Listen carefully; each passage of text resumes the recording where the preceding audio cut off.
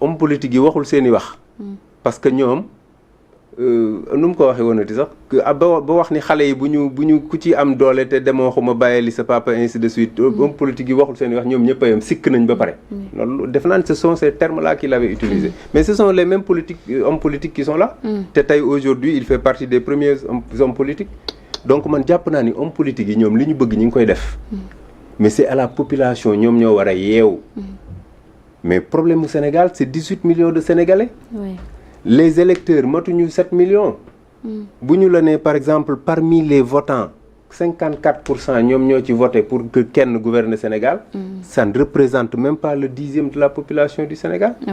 mais maintenant il faut que ñi nga xamante ni ñoom ñoo doon woon impliqué wu ci politique. te nga xam ni bu métit bi ñëwee ñoom ñun ñëpp lay dal.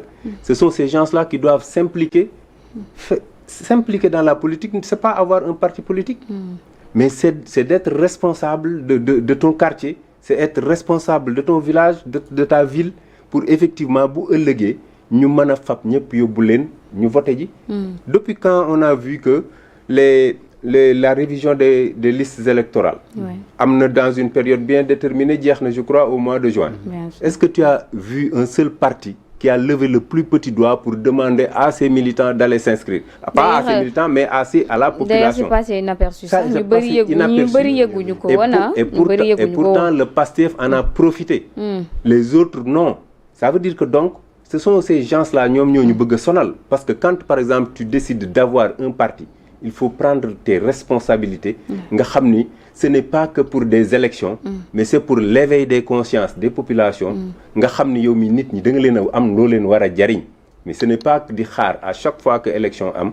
pour que nga ñëw taataan sa ay kook ñu defal la ci nga dem. C'est pas juste. bëgg naa aussi ñu ñëw ci délit d'offense à une personne qui exerce les mêmes prérogatives que le président wala une partie ndaxte gis nañ ne dernièrement plainte bi nii bon espérons que peut-être mu aboutir peut-être mu bañ a aboutir je pense que c'est un peu ridicule plainte bi nga xam ne def nañ ko Mouhamed Diop mais tey su aboutiré lu ñu leen nar a toppee mooy offensé koo xam ne day exercer les mêmes prérogatives que le président de la République loolu amul fenn foo xam ne nii am na fuñ ko fa bind wala benn charte bu koy wax ndax jotul aussi ñi nga xam ne ni ñoo di les nouveaux gouvernements ñu respecté bu baax a baax li nga xam ne moo di justice su réew bi mais surtout Ousmane Diagne mi nga xam ne nii depuis très longtemps ñu ngi koy interpeller à chaque fois dem nañ sax ba ne nañ ko déjati fa mu nekk ndaxte matewut. Bon xam nga man avec le PASTEF.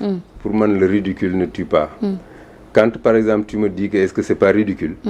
Moi je dis qu'avec le PASTEF franchement le ridicule ne tue pas parce que man jàpp naa ni ay délit d'offense à une personne qui exerce les prérogatives du président de la République c'est quoi? Le président de la République ses prérogatives kañ la ko keneen di exercer kañ la ko commencé exercer dans ce pays-là?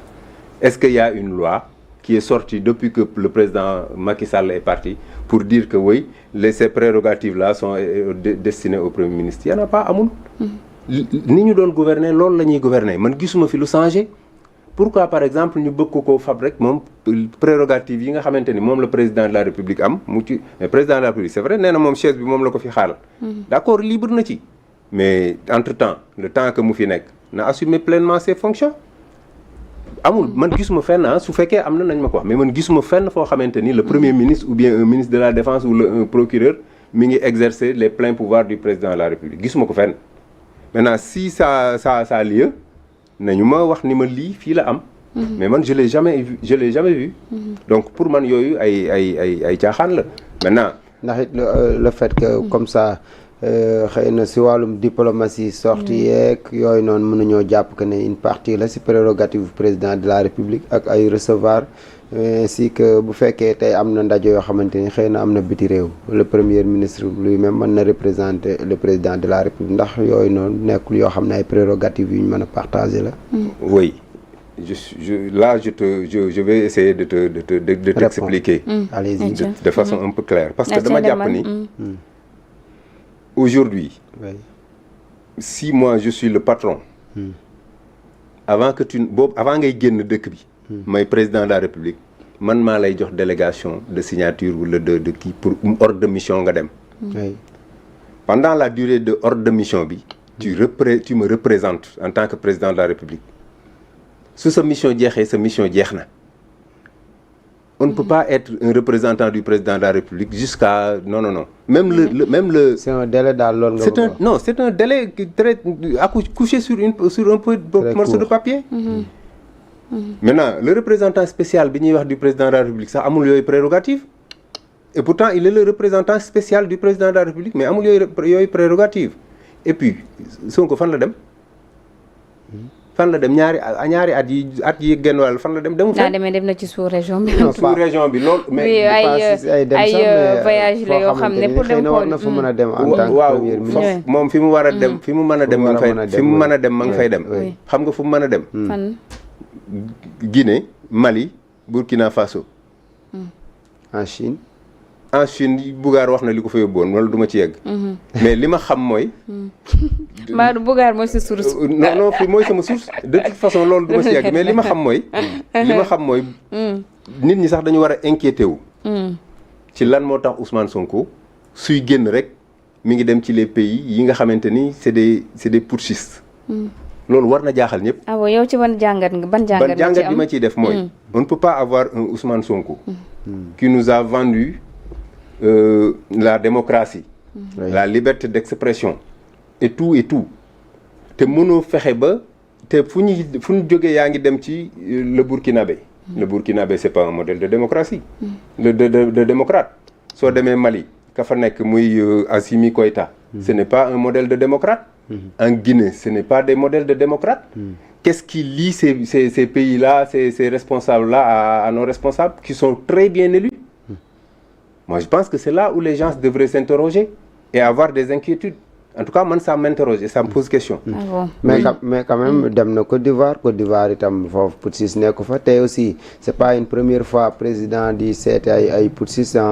Non, d'accord. Oui. Venant de Ousmane Sonko, ça pose question. Ah bon, lu tax venant de Ousmane Sonko précisément. Xam nga lu tax oui. C'est quelqu'un bi nga xam ni lépp lu nit mës a def ci dëkk bi nee na c'est antidémocratique. Et pourtant moom lu mu mës a teg c'est antidémocratique. Soulèvement populaire rek lu mu mës a def rek pour man jàpp naa ni c'est antidémocratique. Antidémocratique mënta weesu nga ni damay jële ji président palais diri ko comme ni ñu defoon Samuel Doe. Mais cette image de Samuel Doe là il fallait montrer ça aux enfants d'aujourd'hui ñi juddu ay 2019. Mais parce que simplement c'était cruel pour un chef d'État élu. Samuel Doe n'était pas un chef d'État élu, c'était un rebelle. Mais kii c'est un président élu nga ni dañ koy diri. Moi je pense que lu mel noonu soo ko jàppee ci nit soo ko gisee ci nit ki war a buy seeti ñenn ñi war na laa tiital. Tu dois avoir peur de ces histoires-là. doy na waar en tout cas d'ailleurs mu ngi noonu plainte bi nga xam ne ñoom déposé nañ ko bon en tout cas dinañ xam exactement lan moo ci mujj